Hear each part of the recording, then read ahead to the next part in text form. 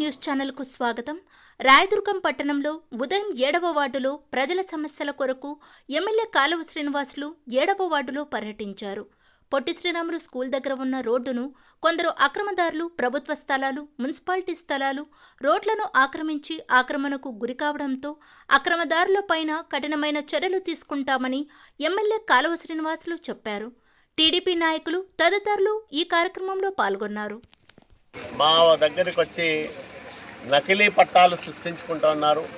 అట్లాగే నకిలీ రిజిస్ట్రేషన్లు చేసుకొని పత్రాలు సృష్టించుకొని ఈ స్థలాలు మావని వస్తూ ఉన్నారు అని చాలామంది ప్రజలు ఫిర్యాదులు చేస్తూ ఉన్నారు.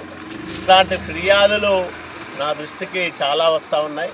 నేను ఒకటే హెచ్చరిస్తూ ఉన్నా, ఎవరైనా ప్రభుత్వ స్థలాల జోలికి వెళ్ళినా, మున్సిపాలిటీ స్థలాలను ఆక్రమించాలని చూసినా, నకిలీ పత్రాలు సృష్టించిన వాళ్ళపైన చట్టపరమైన చర్యలు కఠినంగా తీసుకోవడానికి వెనకాడబోం.